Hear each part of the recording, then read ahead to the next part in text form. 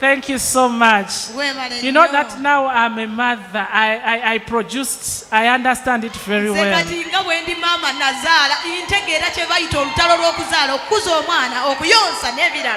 You don't know the sleepless nights. The sleepless nights that these women go through. Raising, nurturing these children, raising them, loving them. Men, learn to appreciate your wife. Don't take it for granted. Women lose their wives in labor wards.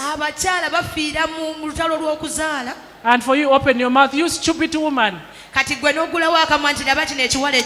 was going to curse, but I remembered I'm born again. I will not curse. Men who beat your wife, you need to go to Luzira. You can't afford to raise your hand on that woman. These women go through a lot. Just every month, going to the monthly periods. It's not easy. It's not easy. The hormone imbalances. Sometimes they are moody because maybe what she's going through. Love your mother. The woman who gave birth to you. Call her today. Send her some mobile money. Just say, Mommy, thank you. I love you. Especially you have your mother who is still alive. You are blessed. Just appreciate that woman who gave birth to you. Now your wife you married, the mother of your children. Your wife. Or maybe you don't have a child yet. But that woman deserves to be loved and appreciated. Today take your wife out.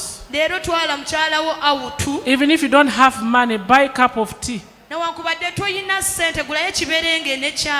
a bottle of water and just tell I love you. Men in Africa, you don't have love. You are not romantic at all. You just move marriage. You say she knows I love her. She knows. That's why I married her. We don't know it. We want to hear it every day. What do you lose by telling your wife, I love you?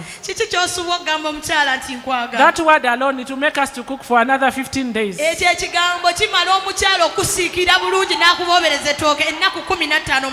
Because when you came to me, you used the words. And now what happened to the words? The way you get is the way you keep it. If you use the words I love you, use them again. People will envy you, wonder what you have done when your marriage is just flourishing.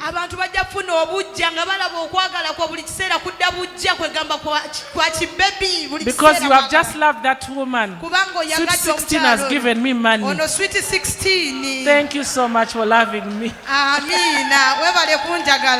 Amen. May we stand up on our feet now. By the way, when we had the couples dinner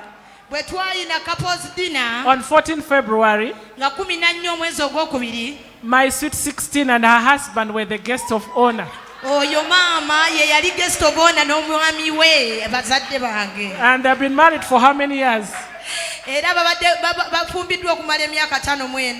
And we celebrated them as the couples. I just honored them. By the way, they are the parents who give birth to her. That's her mother.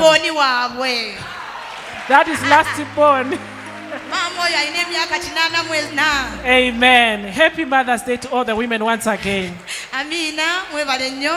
Happy Mother's Day to all the women once Happy again. Mother's Day ku eri abakyala mwenna nate. We love you so much. Tubaagala nnyo. We thank God for you. Mukama Katonda May God bless you for everything you are doing. Mukama abawe omukisa olw'ebyo byonna bye And may mukola. God keep you safe. Mukama abakuume. Give you more life. Abawe obulamu obuwangazi. Give you whatever you desire. Abawe byonna bye mwetaaga. May He use you abakozese to raise the children in a godly way. okukuza abaana mu ngeri etya Katonda. May He wipe away your tears. Leka Katonda asimule amaziga go. You have gone through a lot. Oyise mu bingi. May God make you smile. Mukama akuwe enseko. It's my prayer for you. Era y'essaala yange. You know, women, you're on my heart. Women, you're on my heart. Abakyala bali ku mutima gwange. I think about you, I pray for you, I love you because I understand you well. Mbalowoozaako mbasabira kubanga mbategeera bulungi nnyo.